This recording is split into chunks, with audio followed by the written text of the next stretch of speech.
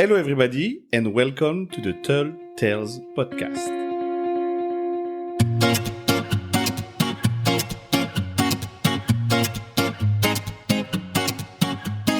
Hello Camilla, how are you? Hello, I'm great. Good to have you here. How are you? Yeah, I'm good, thank you. So this is a ritual. This is how we start our podcast. For the people who do not know you, what is Camilla doing in her life? Well, in my background, I worked a lot within the world of hair, fashion, and education within that world. I've also been studying animal behavior on the university. Okay. Quite a bit, but still I consider myself a complete amateur because I'm not working professional with horses. So I want to put in that disclaimer straight away. So maybe I don't explain things in the most perfect or ideal way and so on. But I hope that people will feel inspired and so on after this little podcast to think and explore in a new way with horses. Yes, let's see how it goes. Let's see. Can you tell me maybe since when do you ride? Why Icelandic horses? Yeah, so I started to ride when I was 6 years old on the riding school. But I don't know, I don't think the riding has been a huge part for me the whole time, actually. I've never been a brave rider, that I have some friends and colleagues and all of that are just, it's so natural for them and they're just so naturally brave. I'm not one of those people. But yeah, I've been around horses since I was a kid, actually, like that. So, all right. Yeah. And Icelandic horses, do they have a history as well, a story there? Yeah, well, when I was around 20 years old, now I'm 41, I met this Icelandic horse called Snorri, and I fell in love with him. He was an Icelandic horse, and we were together for 17 years. So with him, I would say I fell in love also with the Icelandic breed. Can you tell us a bit, how many horses do you own, and do you own Icelandic horses? Yeah, so I had him, and then another dream come true with me having a horse baby. It was Starbreeze, who's also an Icelandic horse. Yes. My friend borrowed me her mare, so I could have a little horse baby with her. So I had those two. Then, unfortunately, 2021, both of them actually got sick. Actually, Starbreeze has been in and out of the hospital for multiple reasons almost his whole life. Oh, wow. That's been pretty rough, I can say. But this year, both of them actually had lots of health issues. And my older horse, he didn't make it. So then Starbreeze was alone because we lived here on the farm. So my other friend was kind enough to lend me out her Shetland pony. And she bought him because she has a kid. But she said, well, Camilla, I think you need to come to a little retreat and have fun at your place because he don't like kids. He's trying to kick her and bite her and tell her in all kinds of ways he don't like kids. So he can come to you. Meanwhile, I was looking for another horse, so my horse would have company. So I found Bentley, who's a Welsh partbred. But I actually was mostly looking for an Icelandic horse, but kind of accidentally, Bentley came into my life, and he's the Welsh partbred. And then, when a few months after that, my friend said, well, Camilla, I actually feel guilty taking Mac, the Shetland pony, back because they have so much fun together, those three. So you can buy him if you like. Right. So now I have this mixed herd, and I thought I would be this kind of Icelandic... Full Icelandic owner. But yeah, exactly. But now I have one Icelandic and one Shetland pony in this Welsh partbred. Yeah. I was about to ask when is the last time you bought a horse, but you just answered that question. Yeah, that was Mac. My Shetland pony then accidentally happened in that way. And you have him since? 2022. All right. Okay. 3 years almost. Yeah. So, and he moved here the year before. So. Okay. Yeah. So that's a while ago. Can you describe a bit where we are? We are in your farm, right? Yes, we are in Örkelljunga right now. So this is where I live since 6 years, and I come from Skåne originally. Okay. And I would consider my other home South Africa, where I used to live in the winter time and work there on photo shoots. All and so right. on. Yeah. So, if we are here today, it's to talk about, I hope I pronounced it well, equanimity. Oh, you said it perfect. Thank you. Yeah. I rehearsed in the car when we... Oh, you did? Yes. Well done. 10,000 times. Yeah. Can you please describe a bit what it is? Yeah, sure. It's a very broad question, right? It's a I know. very Yes. broad question. Yeah, exactly. No, what it is. So it's founded by a man called Steinar Sigurbjörnsson. So it's a whole combination of a lot of just fantastic tools, if you ask me, which is all about modern movement science, motivational science. It's play, it's autonomy, it's positive reinforcement, movement exploration. And also, actually, how can we regulate the horse to also be relaxed and calm? So there's a lot of tools in a wonderful just combination of stuff. Normally, I actually say because sometimes, you get this question and you feel you only have basically 2 questions to answer this. And then I normally say it's like a combination of yoga and CrossFit. Okay. But for horses. All right. So yeah, it's a lovely combination of... For the human as well, though, because you do a lot of groundwork, Yeah. right? So it's also fitting for the human. You know what? There's so many good side effects for the human, both physically and all other. You will start to run and you haven't even noticed that you're out of breath. And so that is also very great, I think. So you said it yourself, right? Mm-hmm. You're not a professional. You kind of embraced that way of riding or training. I don't know what is the right word to use. Yeah. So if we could go back to that, I think also why I really point out this with that I am not a professional is because I feel I have such a big respect for people that are professionals or are educators in a certain topics. I've been educating within my topic with hair and the fashion world for 20 plus years. And, you have just built up this huge library of experiences, so you can be waken up in your sleep and you just know certain things. And I actually had an example of that today. I was thinking about this today because I have a photo shoot planned tomorrow. Okay. Yeah. And I was packing, clothes and shoes and preliminary looks for 4 models. And I know the 4 people, the 4 models, and I just know their shoe size and I have no clue why. And it's natural, right? I guess it just comes naturally to you. It's part of your... And for me, I have all of this huge library of experiences within that world. Yes. But with horse world, sure, with horses, I have a little bit of a library with, the education, with also practical examples. But if I compare myself to, for example, Steinar, Yes. his library is huge of experiences. So probably if he had a similar situation, we show him a picture of a horse, he would say, oh, this is a natural tilter.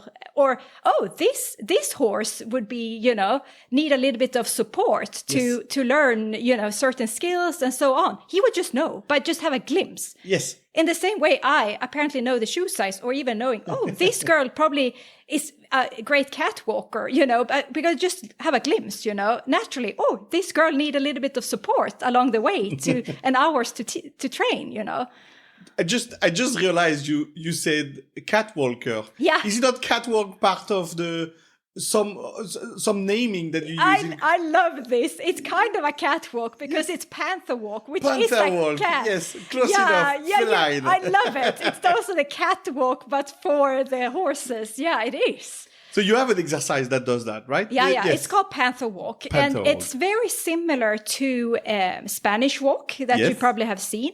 But it's both trained in a different way. And also what is the biggest, I would say, difference is that there are certain tasks or movement that within other type of training, the goal is the actual movement and perfectionize it. Yeah. And we don't do that at all. We want to, for the horse to experience the panther walk, to have a bigger range of motions, get better balance and proprioception, all of this. But the goal is to have a more adaptable horse who have explored a lot of movement. That is the goal, not the actual movement. And Right. also we want them to really stretch out, do different variation of it. There's not one perfect movement. Would you say what you just described would be the goal of equanimity, like that the horse experience is movement? Yeah. I would say to have a really adaptable and strong athlete who is confident and proud and love to move. And this is what you want from your horses. Yeah, you would love that. Yes. Yeah, I mean, who wouldn't like to have a strong, confident, agile athlete with you, Indeed. Yeah, that's what we would love to have. A small question. The word equanimity, does it have a meaning, or where does it come from exactly? Yeah. It is actually from the Buddhism, I think. Now we don't teach any Buddhism, so just so we are very clear with that. But it is meaning like inner peace or mental stability and so on within that. And I know for Steinar, his way of teaching, it is like you can face basically any challenge, and that is for the humans or the horse, and just feel, I got this, no problem. And have that mental stability that you can handle rough times or challenge, and it's not a problem. You mentioned that equanimity is part of like giving the horse helping him being confident. Yes, that's part of it. And there's so many tools we work with to get the horse there, to get it stronger and more confident. One of the tools is to do crunches. I don't know if you heard about crunches. Yes, I did. Yeah. Yes, I even seen it multiple You times. have even seen it? Oh, yes, great. Yes. Yeah, so the crunch have actually a few different purposes. Both a physical purpose when it comes to we really want the horse to teach it, to use its core and get a good posture lifting, the withers and the back up. So you have this healthy posture.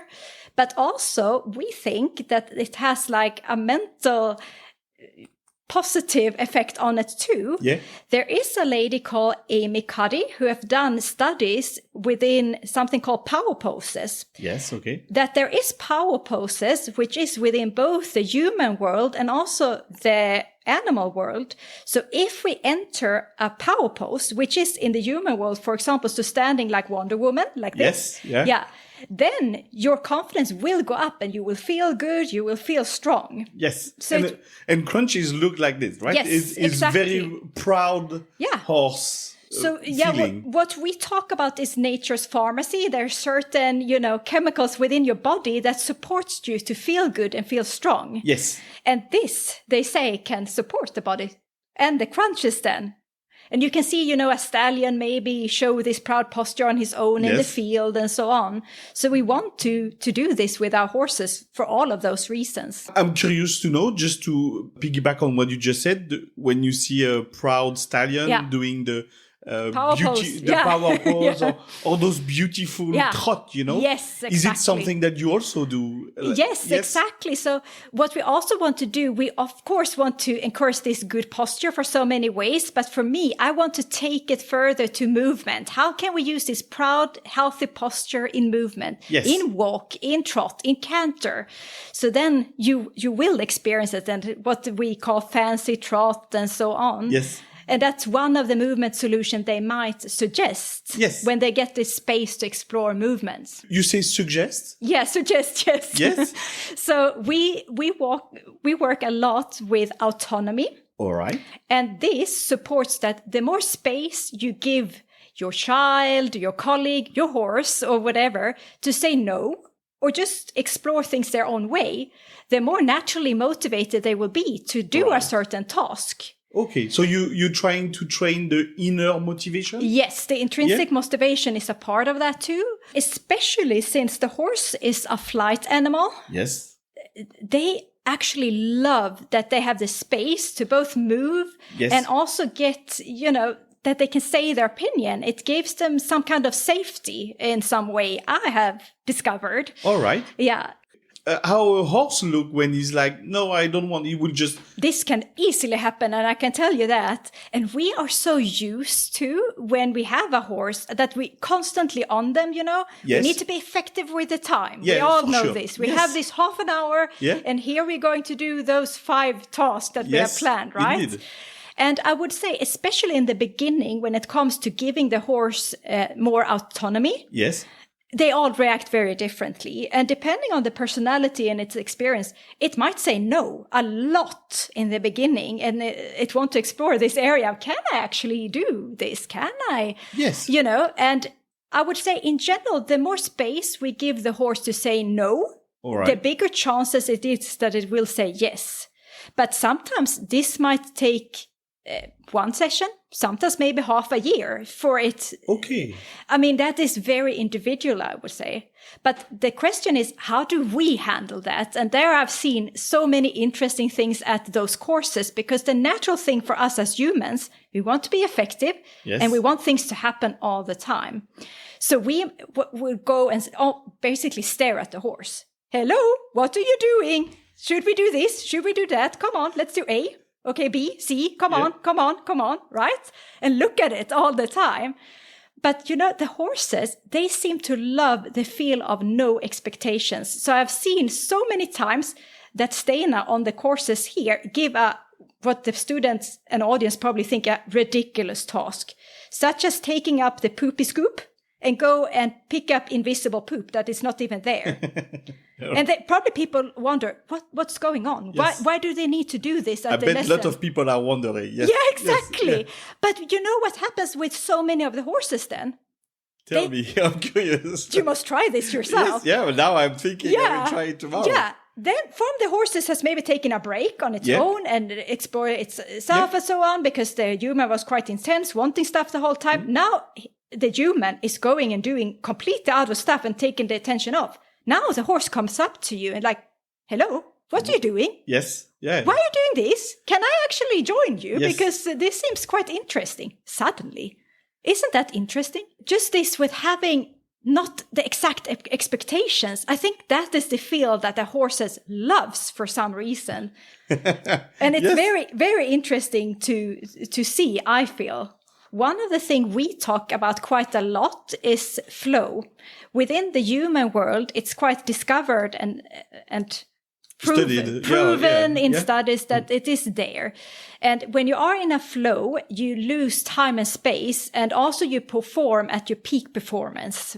That's why you want to reach that. And it's not proven within the animal world that it is there, but we're trying to use the tools, because it's also not said that it's not there in the animal world. So, and what you want then is to have the skill and challenge in the right balance. And if you think about the TV game, for example, normally the TV games start at a quite easy level. Yes, yeah. But then when you have started to play it and you have played it for a while, if it would only be at the same level the whole time, you would be bored probably. You would lose motivation. There is progression, there is difficulty. Yes, absolutely. This is what we give to the players. Yes. Exactly. But also if you would start at the top level, that would be too hard for you. Absolutely. The skill and challenge would not balance up like that too. Yes. And also you want to be met with a little bit of, what can I say, surprising or curiosity. Yeah. And we want to use that also with a horse. Like, how can we do this? Okay, so this is a certain task we want to do with a horse, but how can we do this experience a little bit more interesting? Can we go out to nature? Can we explore a new area that the horse feels is fun? Can we go up on this hill? Can we go down? And then you're trying to use those tools to make the horse stay motivated and be really creative for that day. What can we do today to make the setup new and fresh and fun for me and for the horse? And most probably it will also say more yes then. Okay. If you have set up this environment where it's interesting and fun. We discussed about crunches. Yeah. We discussed about the panther walk a bit. Yeah, catwalk, panther walk. The catwalk, panther walk. Yeah. Do you have any type of exercise that you use to make sure that the horse is happy and give his voice? Yeah. No, so the key, I would say, is variation. It's a lot of variation, because also within the modern movement science world, there is nothing such as a perfect movement, which we often talk about in a biomechanical way and so on. And you know what? Maybe there isn't such perfect movement, and it's just to do slight variation to stay with the longevity and prevent injuries and all of that. It's normally good to do a lot of variation. Right. So how can you do certain movement in different ways on different places and so on to make it a healthy, good movement? So variation is key, I would say, for what we are doing. Yes. Then we do a lot of work on the mat, for example, for the horse to use the stabilizing muscles and so on.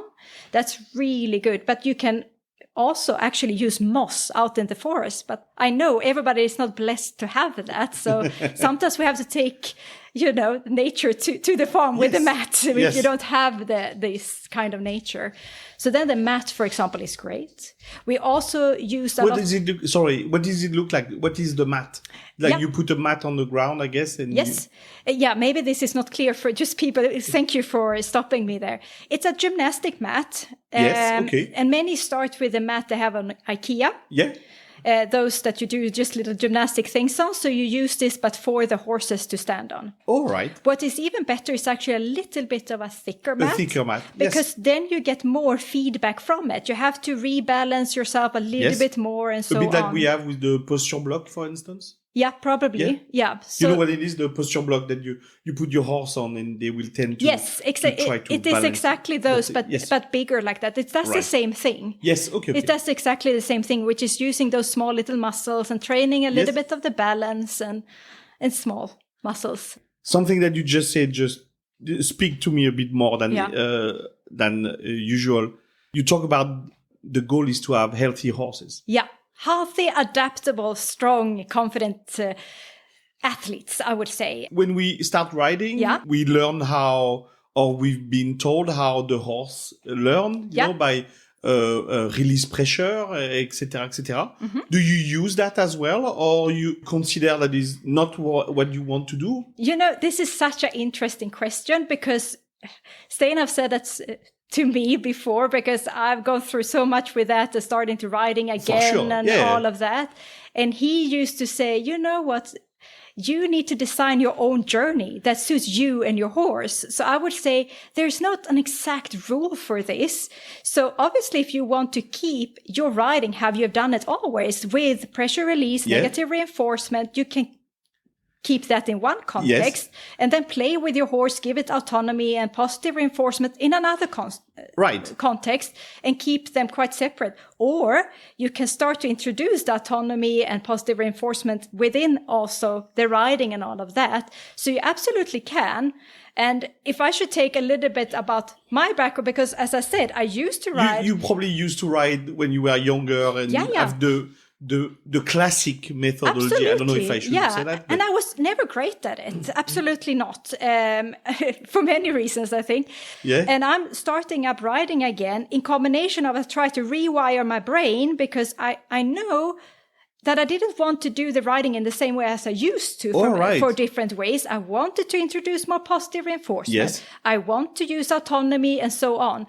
So I was just, sometimes I feel like I have no clue what's going on. And I asked Steinar, like when I start to ride, like I have actually no clue what I'm doing. I don't know my cues. I don't know anything actually what I'm doing. Can you please give me the answer? And he was just saying, Camilla, there is no cues. There is no answers. You design your journey. You and your horse must find what's good for you.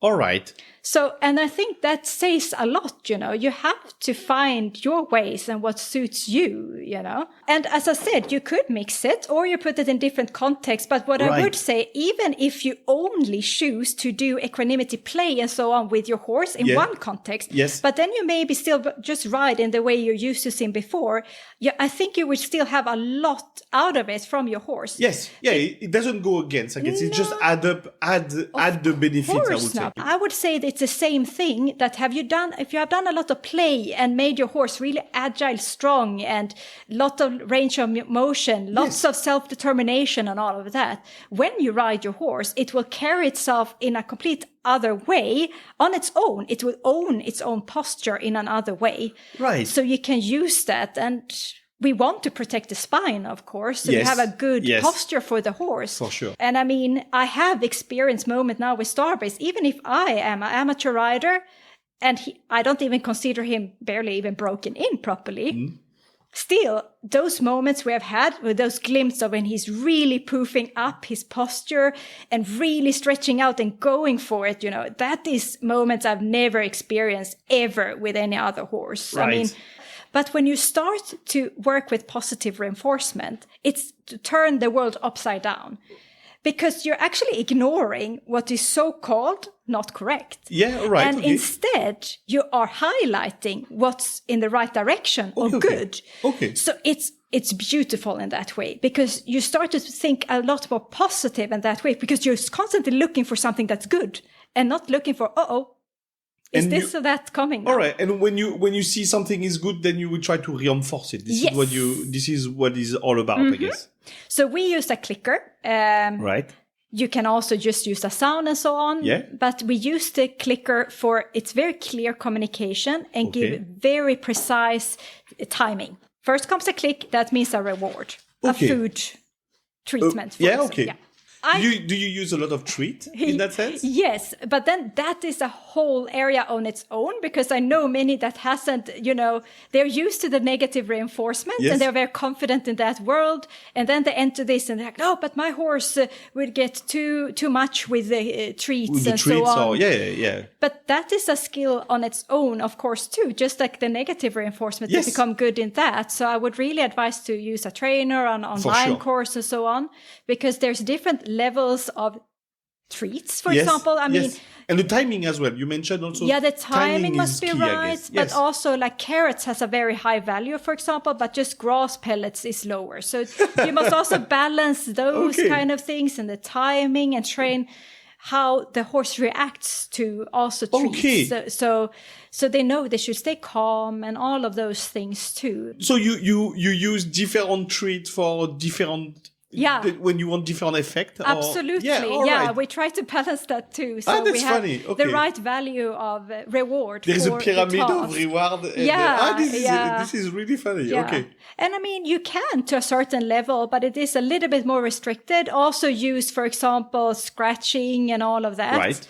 But you're a little bit limited, so it's hard to really stay motivated with only using scratching. But sure, when the horse loses fur and all of that, they are more keen to get exactly, and maybe an easier task, such as lifting a foot or doing small tasks like that. Yes. But maybe not if you want a full-on canter, something. You maybe want to have a little bit more motivation to that. I bet. Yeah, exactly. And now today I learned that carrot is the highest level. For many horses or apples, but not for all of them, I guess. It's like humans. We all have different preferences. But then we also want to use intrinsic motivation, of course, too. Right. Yes.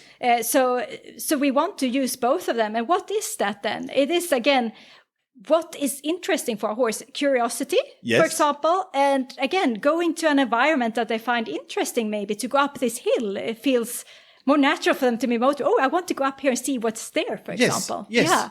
And how would you nurture this intrinsic or this own curiosity, I guess? They're all curious, right? You know what? It's interesting because I see so many horses here at the courses and that. Yeah.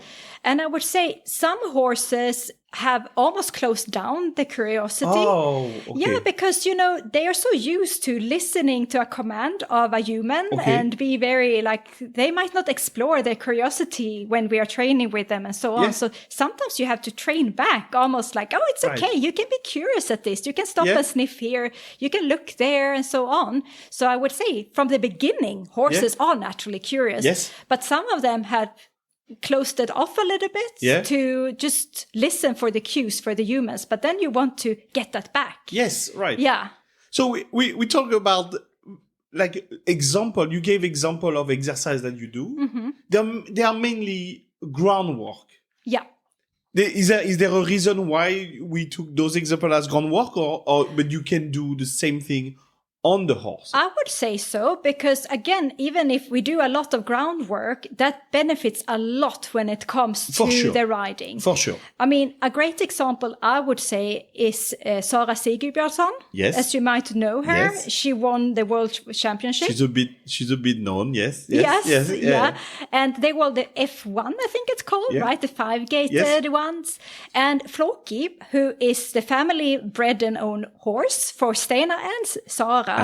Yeah, so he has been training a lot of this type of stuff with being on the mats, doing crunches, and also doing a lot of what we call mindful walking and body awareness. We do a lot of those kind of things too, with body work and sensory input and all of that.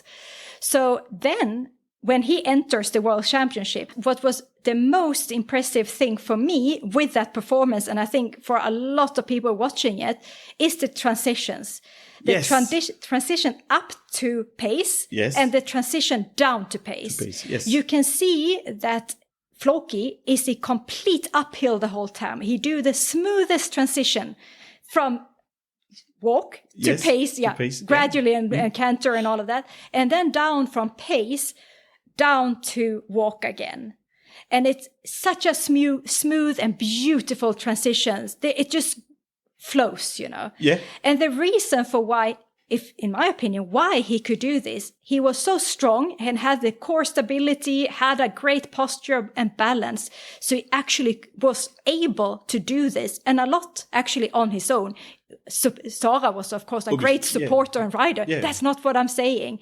But no, he's definitely part of the couple, I guess. Yeah, he's of course. Bringing his own. He was able to use his posture and was so confident in his body and had great balance. So he was able to perform as a super athlete. That he is. Yeah. Winning. So then you have a great, you can really utilize it in the riding too, because the horse have this adaptable, balanced body. You will tend to start from the ground. Yes, we do a lot of groundwork. And then this you is still how you benefit. start. I would say so. Yeah. You don't have a launch, for instance? You can. You can, okay. I do it a lot now, but in the beginning, I was doing as much as possible at complete liberty. No reins, so no anything. And now we are so confident, I would say, in certain things that I can, again, put on a little rein to do more, how can I say, like lounging-ish, but it's in a very different way, I guess, but there is a rein, Okay. But in the beginning, it's great to work with liberty, I would say, and also work with protected space. I don't know if you're familiar with that. No, but I would like to hear about it. Great. So within natural horsemanship, especially, there's something called a round pen, right? Yes. But now we put ourselves in the round pen. Okay. Yeah. So we closed in the humans. Yes, I remember seeing the videos. Yes, exactly. And then the horse can do its own thing on the other side. Yes, yeah. Which is great, because sometimes the horse might feel that it needs to kick out its back legs or back or, do anything like that. And then the horse is safe to explore its own body and movement. And we are safe on the other side. And we can also move around in a freer way. And the protected space can be in a circle, it can be a square, it can be a straight line. We can do it in many ways, but it's both for safety, it's great. Okay. But also, I would say, even if you are working with a long line or if you're riding or something like that, I use this protected space so much. Okay. Because it gives you directions. You know yourself, even if you have a fence in a paddock, it's easier to just move along a straight line there. To lean, mentally lean into it. Exactly. Or a circle so it doesn't become too small, or use the corners. Even when you're out in the forest, you can get directions from the trees, For sure. It just gives yourself and the horse easier directions, I would say. Yeah. So that is why it's so good to use the protected space too. And I what I call refurnish it like all the time to give us new challenges. Okay. Today it's a square, today it's a triangle, today it's round, and then I use it in different ways for both of us. So let me picture it. You take your paddock, you create yourself, the human round pen. Yeah, exactly. But the horse is not constrained. What if the horse said, I will just go on the other corner where you're not? And what is the idea behind it? Yeah, and as I said, in many cases, this can be frustrating for a human because they're like, hello, now we are going to do this. Yes. But that is maybe when you need to, as we talked about before, take your attention completely away and do something else. And then the horse might say, hey, what are you doing? That sounds quite interesting, actually. Or you need to wait for it and be patient. And this has not been my strongest skill, I can tell you that. Because this is tricky, to take a breath, wait for it, and be okay with that. So you mean like being at the the rhythm of the horse in a sense. But then you must see there, okay, maybe he just is not into this exercise too. Maybe you need to do something else. Okay. And then we have a lot of fun tools we are working with. You know, we have Pilates balls. Yes. Maybe he wants to chase that. We have this like a giant cat toy. Have you seen that? No, I don't think so. But you know how a giant cat toy might look. You know? Okay. We have like a big stick, and then there's a bag at the end of it. Yes, okay. Yeah. So then you can put that out and teach the horse to chase it. Okay. Like a cat. Okay, so you come back to variety, I guess. Yeah, exactly. So this day you maybe need to motivate your horse in a new way, or maybe you need to shape it in another way. This day maybe you need to run around like a clown yourself and or next day you maybe just need to stay at peace and wait for him. You have to be, I would say, very creative yourself. And how can you motivate? How can you make this happen without being too pushy? Yes. Would that look like you playing with your horse? Absolutely. We use a lot of play with them. And you will look like a child yourself. I've seen this so many times. People that just see us from the outside must be... It looks so funny. It makes for good videos, I guess. Yeah, exactly. We're just running around with those pool noodles and laughing, and but it's great exercise in so many ways, even if it might look fun like that. But it is fun. You actually become like a child yourself again to explore this just true joy and fun that you used to have with your friends when you're a kid, you know, running around and playing hide and seek or whatever. That's a little bit how it feels. And that's one of the reasons why I really love this way of training. It's just so much fun. Do you try to mimic how horses play with the other horses? You know, like picking on their legs, or no, it's not at all that? No, it's not like that. But what is really interesting, what you're mentioning, is within the dog world, there is a technique called do as I do. Right. Which is that we mimic each other's body language. So what you will do a lot within equanimity too, is that you start to become very aware of your own body too. Okay. Because that we have seen though, that we will start to mimic each other in a good posture. And many of us, when we're working with a horse, especially from the ground, again, we want to really look at them. We don't want to miss any second of it. We're staring at it. We're holding the rope and all of that. And we can become quite front heavy. You know what I mean? Like that. Yeah. So here instead, Stena is coaching us a lot with having a proud posture ourselves. And really be grounded like that, but move floaty and easy. And most likely the horse will also be inspired by that. So we inspire each other to move in this like more gracious way with a good posture. Yes. It resonates a bit with the videos I see from Stena. Yeah. Like, the way he walks is not the way I would walk or anyone would walk. Exactly. He has the best body awareness. He works on it all the time. It's quite funny when he has a break from the lessons here at the clinic. He is so agile. He's standing on his head. He's doing yoga poses and all of that in the lunch break. And he is so aware of the body and how it, you know, mirrors to the horse. Right. And it's very interesting. Like if we want the horse to, you know, go around a circle and maybe, you know, twist a little bit and all of that. If you start to do it a little bit yourself, how it will affect the horse too. So even if it's not a known method within the horse world, it is within the dog world, do as I do.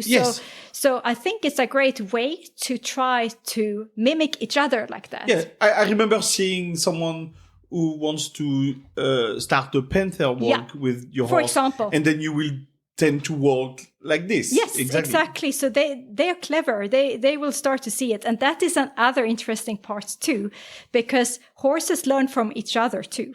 All right. So sometimes it's so fun to see. You might have had, like me, I had 2 other horses who know, you know, panther walk or whatever it is. Okay. It's almost like they're sitting there and watching each other. So now with this new horse who only seen his brothers doing panther walk, for example, he will learn like in a second, it feels like. It's like they even see each other. Yeah, it's really hard to explain, but they influence each other too, like that. I can relate to that when we have one of our friend that is doing equanimity sometime at the stable. Yeah. She has her new horse. I know, yeah. And it's really hilarious to have like, you can definitely see like, oh, she's what are you already doing? picking it up. Yes. Yeah. But also curiosity, you know what you mentioned before, like, yeah. what are you doing? Mm-hmm. And sometimes she will not, the mare will not be interested at all. No. But sometimes she's like, oh, I want to know what it's all about. Yeah, exactly. Let's do this. Let me try. Would you say that this is one of the first brick that you try to not teach, but to how can I say that? Yeah, but I would say, I think I know what you're out for. And that is one of the first thing we want to have there. The joy of movement and have the motivation to you want to do stuff, have self-determination. Even if it is, for example, with this bag, I said the giant cattle, to just... Horses are natural flight animals, as we talk, you know, but we want them to be determined, like, I can step on this bag, you know, I can chase this, come on, you know, and have this determination of, I can do it, I got it. Yeah, this is not a natural thing, per se, then. Because I guess not, no. Because they will tend to, I'm not interested, I go on the other way, but you want to reinforce, like, no, but you can chase that. Exactly. And also, basically, all animals are natural energy savers.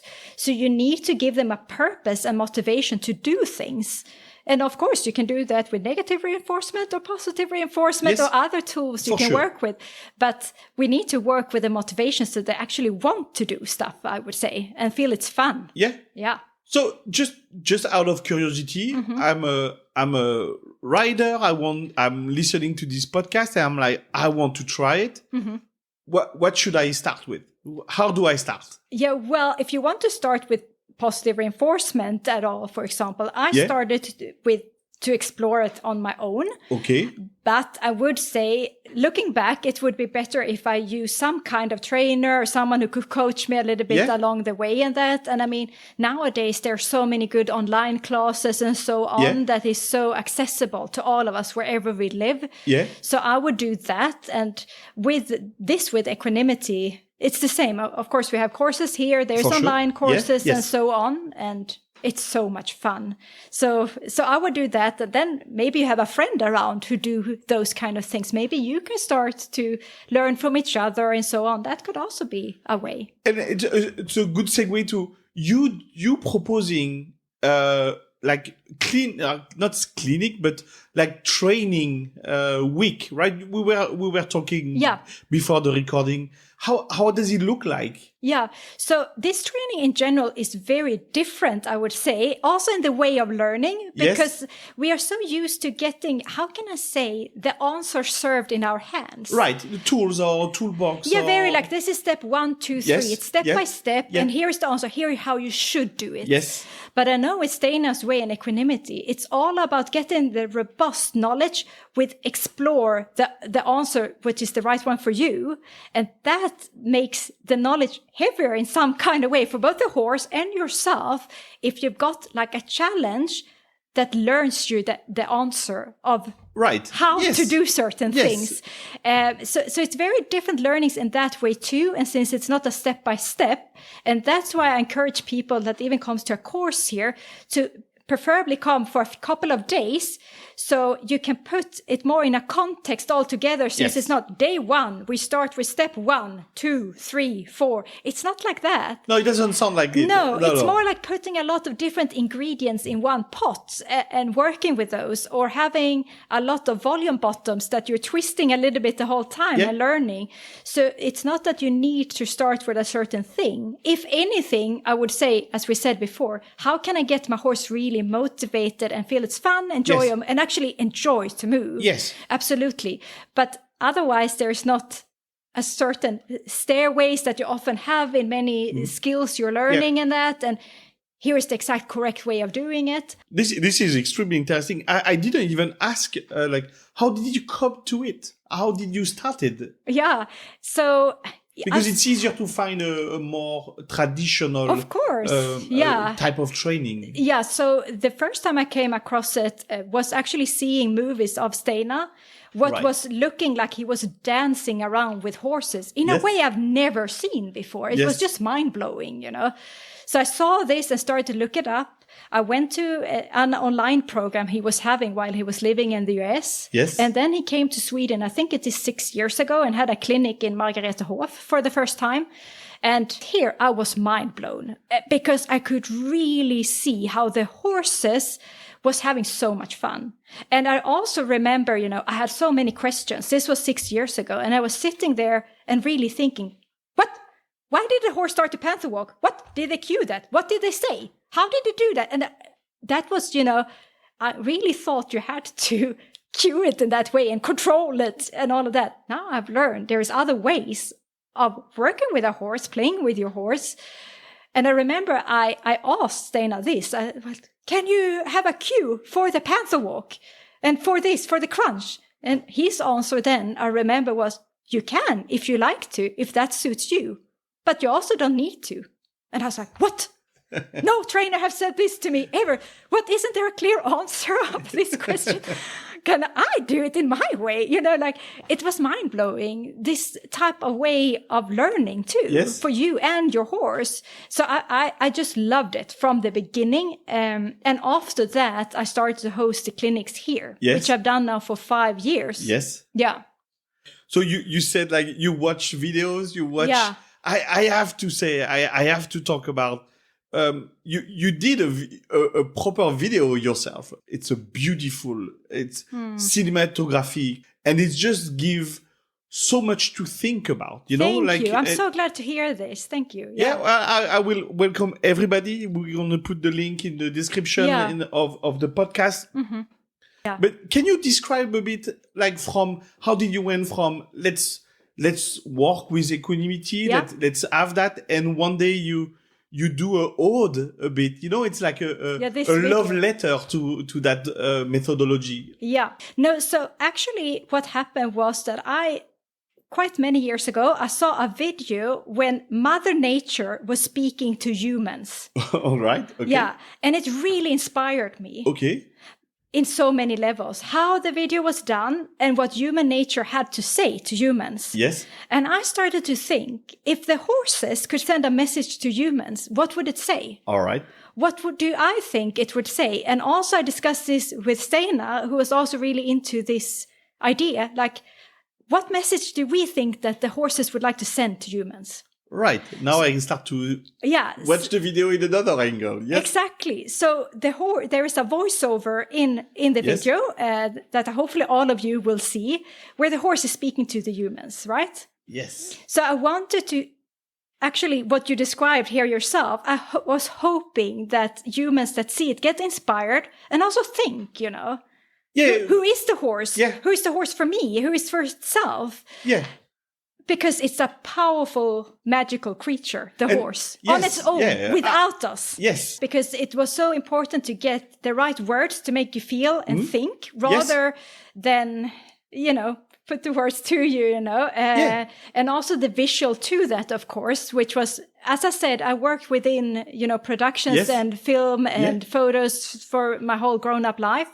So I was lucky enough to get one of my best friends and the most amazing photographer and filmmaker there. And we only had 2.5 days to shoot it.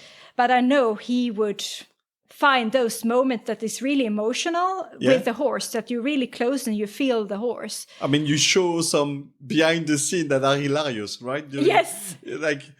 Not in the video, but I don't know how we can, if you share that ever in your Instagram account or whatever, but you can see snippets of behind the scene with your friend and being in the middle of the horses. Yes, we were driving. I mean, Steinar found the most amazing locations out in Iceland, which was completely remote and no people and all of that. And being so different from myself, I am like a chicken when it comes to driving with a trailer and that myself. Here, like a stallion, a mare, and 4 horses in there, completely confident with the trailer, not a problem. Driving over rivers with these trailers and up to the mountains, and then the horses come out and not a problem.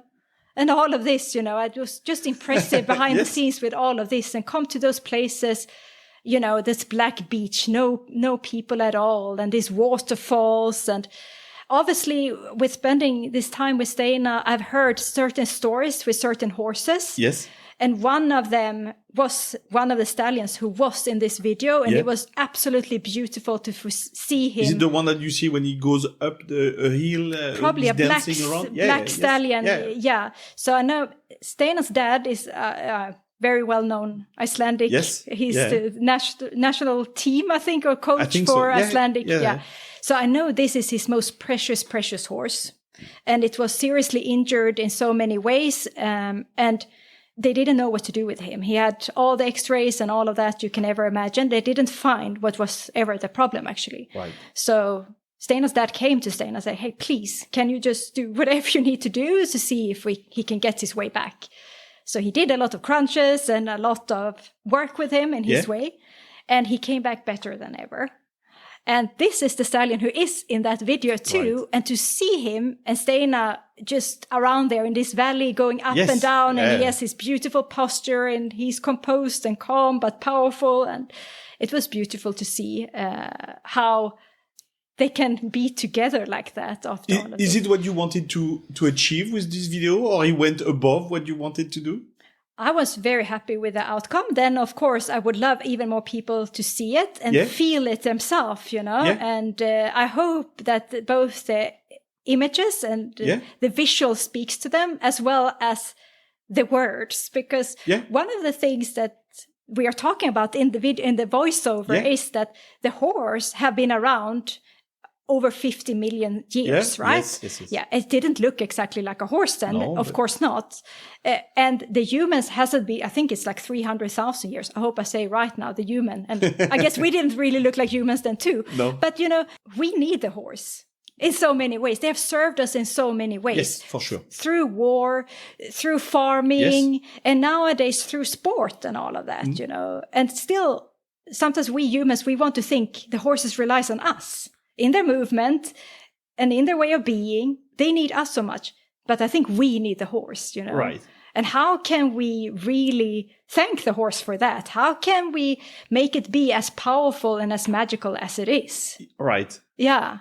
And this is what you try to achieve with the movie? For everybody. They need to feel it, to see how does it speak to you, I would say, this movie. I know that when we just put it in our TV, you know, with the sound. And great. You need to have the sound high. No, but I think you need to. Like a great image, great picture, great sound needs to live somewhere where you can just experience it. And I think it's just beautiful. And Iceland is beautiful, of course. And we had this great opportunity, of course, because, you know, Steina and his whole family have those, I don't even know how many horses they have, probably hundreds. Yeah. And you go out to those places where there's this beautiful stallion with like 20 mares and foals and all of that. And they're roaming around in those huge spaces, and to capture those moments, you know, that we don't really have that here in Sweden in that way. You know, it's very raw and authentic and beautiful. But I'm curious to know, why did you do that? What drives you? I think I've always had a huge passion